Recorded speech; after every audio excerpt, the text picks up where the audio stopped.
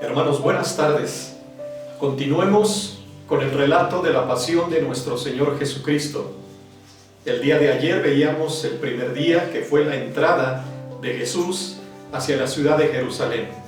Continuemos con el día 2, según lo relatado por el Evangelio según San Marcos. Y dice así: quiero tomar el último versículo de lo que fue la entrada triunfal a Jerusalén para poder ligar lo que sigue en el Evangelio de Marcos. Dice así: y entró Jesús en Jerusalén y en el templo, y habiendo mirado alrededor todas las cosas, como ya anochecía, se fue a Betania con los 12. Maldición de la higuera estéril. Al día siguiente, cuando salieron de Betania, tuvo hambre, y viendo de lejos una higuera que tenía hojas, fue a ver si tal vez hallaba en ella algo. Pero cuando llegó a ella, nada halló sino hojas, pues no era tiempo de higos. Entonces Jesús dijo a la higuera: nunca jamás coma nadie fruto de ti. Y lo oyeron sus discípulos. Purificación del templo. Vinieron pues a Jerusalén, y entrando Jesús en el templo, comenzó a echar fuera a los que vendían y compraban en el templo, y volcó las mesas de los cambistas y las sillas de los que vendían palomas, y no consentía que nadie atravesase el templo llevando utensilio alguno. Y les enseñaba diciendo: ¿no está escrito: mi casa será llamada casa de oración para todas las naciones? Mas vosotros la habéis hecho cueva de ladrones. Y lo oyeron los escribas y los principales sacerdotes, y buscaban cómo matarle, porque le tenían miedo, por cuanto todo el pueblo estaba admirado de su doctrina. Pero al llegar la noche, Jesús salió de la ciudad. La higuera maldecida se seca. Y pasando por la mañana, vieron que la higuera se había secado desde las raíces. Entonces Pedro, acordándose, le dijo: Maestro, mira, la higuera que maldijiste se ha secado. Respondiendo Jesús les dijo: tened fe en Dios, porque de cierto os digo que cualquiera que dijere a este monte: quítate y échate en el mar, y no dudare en su corazón, sino creyere que será hecho lo que dice, lo que diga le será hecho. Por tanto os digo que todo lo que pidiereis orando, creed que lo recibiréis y os vendrá.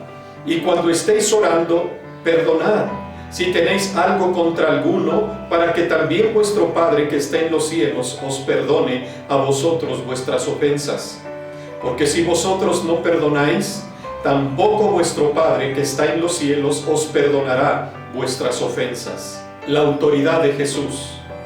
Volvieron entonces a Jerusalén, y andando él por el templo, vinieron a él los principales sacerdotes, los escribas y los ancianos, y le dijeron: ¿con qué autoridad haces estas cosas? ¿Y quién te dio autoridad para hacer estas cosas?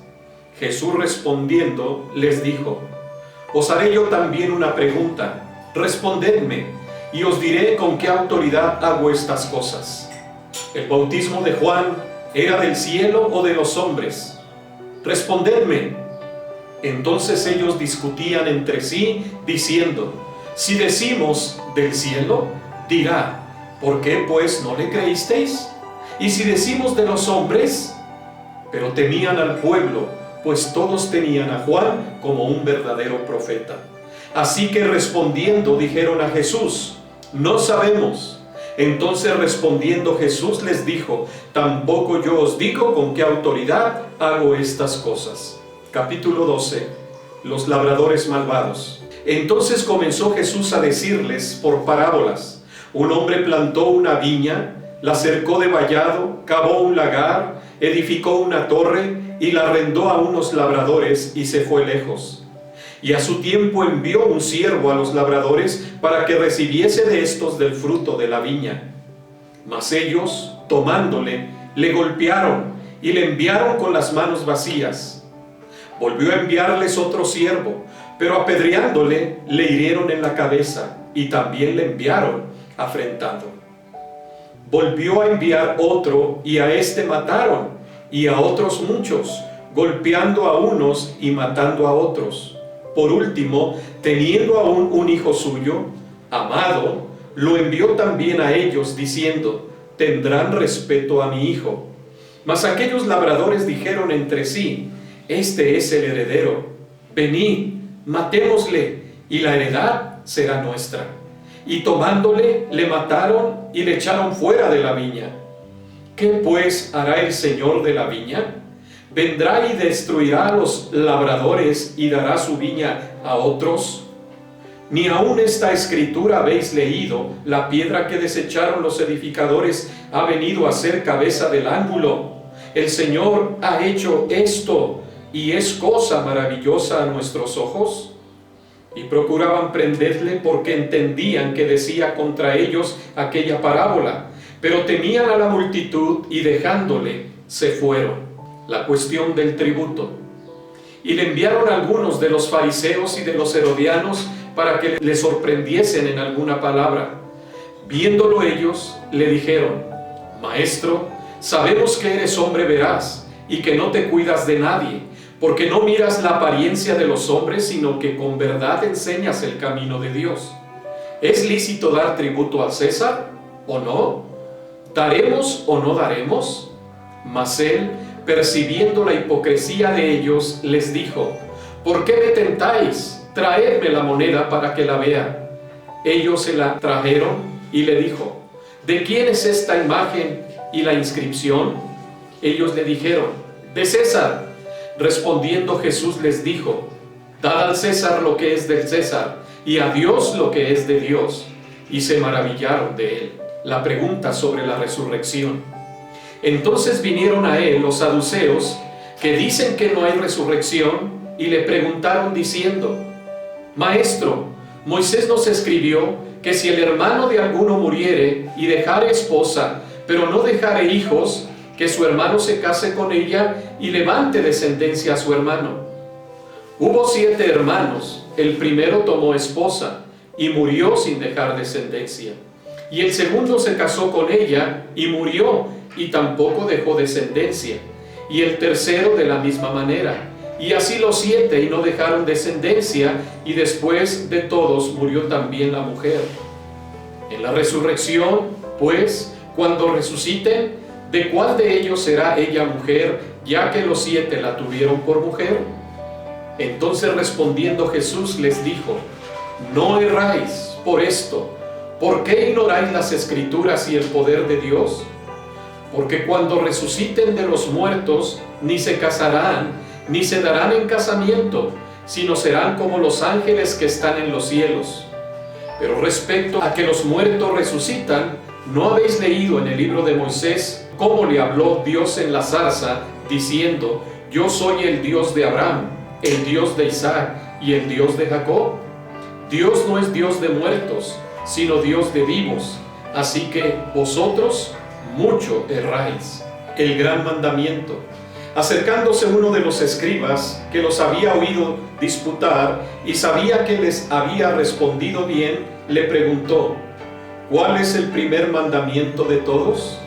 Jesús le respondió: el primer mandamiento de todos es: oye, Israel, el Señor nuestro Dios, el Señor uno es, y amarás al Señor tu Dios con todo tu corazón, y con toda tu alma, y con toda tu mente, y con todas tus fuerzas. Este es el principal mandamiento. Y el segundo es semejante: amarás a tu prójimo como a ti mismo. No hay otro mandamiento mayor que estos.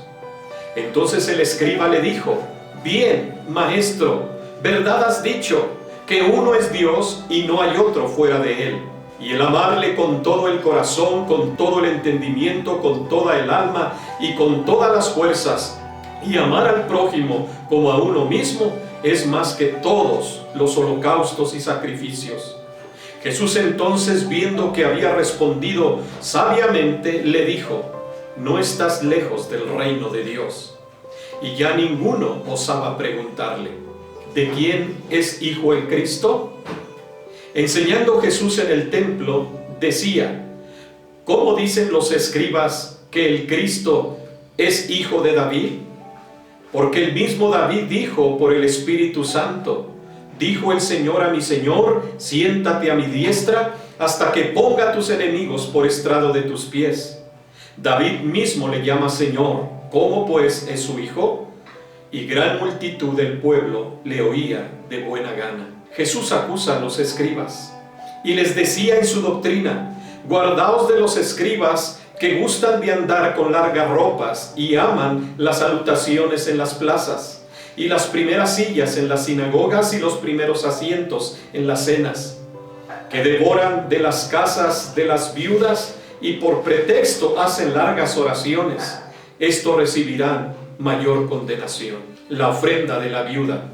Estando Jesús sentado delante del arca de las ofrendas, miraba cómo el pueblo echa dinero en el arca, y muchos ricos echaban mucho. Y vino una viuda pobre y echó 2 blancas, o sea, un cuadrante. Entonces, llamando a sus discípulos, les dijo: de cierto os digo que esta viuda pobre echó más que todos los que han echado en el arca, porque todos han echado de lo que les sobra, pero esta de su pobreza echó todo lo que tenía, todo su sustento. El Evangelio de nuestro Señor Jesucristo relata este segundo día de la pasión. El día de mañana seguiremos con el tercer día. Que Dios les bendiga, hermanos.